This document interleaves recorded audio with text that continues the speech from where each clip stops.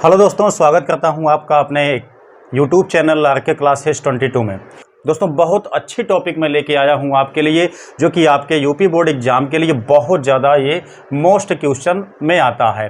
दोस्तों, हमेशा पूछा जाता है क्यूरी ताप, लेकिन दोस्तों ये किस सब्जेक्ट का है, किस लेसन का है, इसके विषय में मैं आपको बताना चाहूँगा।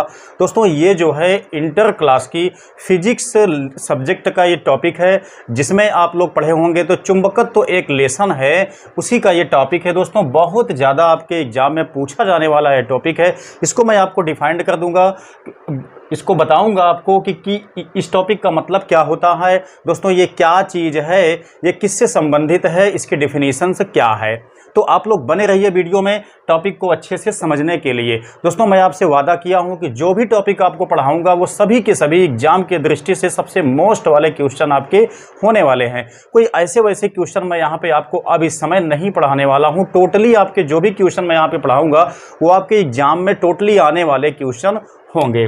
दोस्तों, ये जो क्यूरी ताप होता है ये उन पदार्थों के लिए होता है जो लौह चुंबकीय पदार्थ होते हैं। दोस्तों, आपको पता है कि फैराडे ने क्या काम किया था, जितने भी पदार्थ हैं सभी को 3 भागों में बांट दिया था उनके चुंबकत्व की क्वालिटी के अनुसार। तब दोस्तों, आपको जानकारी होगी कि चुंबकत्व के अनुसार पदार्थों को 3 भागों में बांटा गया है, जिन्हें क्या क्या कहते हैं। सबसे पहले मैं आपको बता देता हूं। सबसे पहले दोस्तों होता है प्रतिचुंबकीय पदार्थ, ठीक है। सेकंड दोस्तों क्या होता है, सेकंड होता है अनुचुंबकीय पदार्थ, अनुचुंबकीय पदार्थ। दोस्तों, थर्ड वाला आपका जो आता है वो होता है लौह चुंबकीय पदार्थ। ध्यान दीजिएगा, बिल्कुल बहुत आसानी से आपके समझ में ये टॉपिक आ जाएगा कि क्या है क्यूरी ताप। अब दोस्तों देखिए, ये 3 टाइप के पदार्थ आपके बांटे गए हैं। जितने भी मटेरियल्स पाए जाते हैं इस ब्रह्मांड में, उनको इन 3 भागों में बांटा गया है, जिन्हें कहा जाता है प्रचुंबकीय पदार्थ, लौह चुंबकीय पदार्थ, अणुचुंबकीय पदार्थ, लौह चुंबकीय पदार्थ। ठीक है, इन 3 भागों में इनको बांटा गया है। तो आपका जो क्यूरी ताप है दोस्तों, वो इन दोनों के लिए बिल्कुल भी नहीं है, केवल इसके लिए ये आपका वैध है। दोस्तों, ये लौह चुंबकीय पदार्थ के लिए ही वैध है। होता क्या है दोस्तों, इसमें सबसे सिंपल सा बात आप समझिए।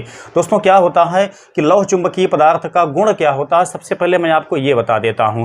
दोस्तों, लौह चुंबकीय पदार्थ जितने भी होते हैं, जब इनको किसी चुंबक के पास में ले जाते हैं तो ये तेजी के साथ आकर्षित होते हैं और ये चुंबक के साथ चिपक जाते हैं। ठीक है, ये इनका गुण होता है। इनको कहा जाता है चुंबकत्व, यानी कि चुंबकीय पदार्थ का किसी लौह पदार्थों में या किसी चुंबक के साथ में तेजी से आकर्षित होकर चुंबकित हो जाने को कहा जाता है चुंबकत्व।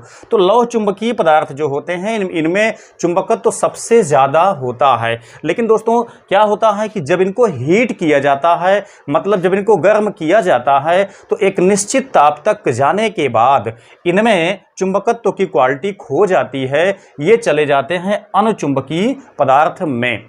ठीक है, मतलब जब इनको एक निश्चित ताप तक हीट किया जाता है तो ये जो पदार्थ होते हैं ये अणुचुंबकीय में चले जाते हैं, लौह चुंबकीय का गुण इनका खत्म हो जाता है। लेकिन दोस्तों, जब इनको ठंडा किया जाता है तो फिर से इनमें लौह चुंबकत्व का गुण आ जाता है। ये बात अगर आपके समझ में आ गई है, तब यहाँ पे आप समझ लीजिए कि क्यूरी ताप क्या होता है।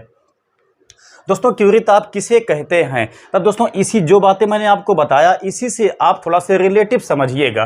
ठीक है, क्या होता है कि जब लौह चुंबकीय पदार्थ को, यानी कि हम ये कह सकते हैं कि दोस्तों वह ताप जिसके नीचे लौह चुंबकीय पदार्थ का गुण दिखाता है, लेकिन जिसके ऊपर लौह चुंबकीय पदार्थ अणुचुंबकीय पदार्थ में बदल जाता है, उसको कहा जाता है क्यूरी ताप। जैसे दोस्तों, मैं यहाँ पे एग्जांपल लेता हूँ आपको समझाने के लिए। यहाँ पे ध्यान दीजिए, ये लोहा है आपका। लोहा का क्यूरी ताप कितना होता है, 770 डिग्री सेल्सियस होता है। मतलब आपको ये बात तो अच्छे से पता होगी कि जो लोहा होता है ये एक अच्छा खासा चुंबकीय पदार्थ है। तो इसको कहा जाता है लौह चुंबकीय पदार्थ। क्योंकि आप जानते होंगे कि किसी चुंबक के समीप जब लोहे को ले जाते हैं तो लोहा बहुत तेजी के साथ में चुंबक से आकर्षित हो जाता है। तो ऐसे पदार्थ को ही कहा जाता है लौह चुंबकीय पदार्थ। इसमें आपके सबसे अच्छे लोहा आता है, लोहा के साथ में निकिल होता है, कोबाल्ट होता है। ये आपके तीनों के तीनों सबसे अच्छे लौह चुंबकीय पदार्थ माने जाते हैं। तो दोस्तों, जैसे लोहे को जब हम हीट करते हैं, जब इसका तापमान 770 डिग्री सेल्सियस से ज़्यादा हो जाता है, तब लोहे में लौह चुंबकत्व का गुण खत्म हो जाता है। तो वो चला जाता है किसमें? अनुचुंबकीय पदार्थ में। अब अनुचुंबकीय पदार्थ क्या होता है दोस्तों, ऐसे पदार्थ जिनको किसी चुंबक के पास ले जाते हैं तो थोड़ा से ये चुंबकीय क्षेत्र की दिशा में आकर्षित होते हैं। थोड़ा से होते हैं, बस, बहुत ज़्यादा नहीं होते हैं, थोड़ा से होते हैं। ऐसे पदार्थों को कहा जाता है अनुचुंबकीय पदार्थ।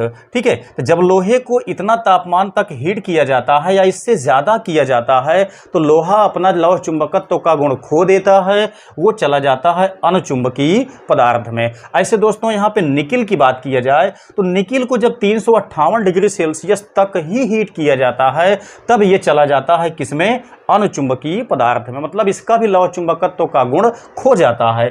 ऐसे यहाँ पे कोबाल्ट की बात किया जाए तो कोबाल्ट को जब 1121 डिग्री सेल्सियस तक हीट किया जाता है तो ये चला जाता है अनुचुंबकीय पदार्थ में।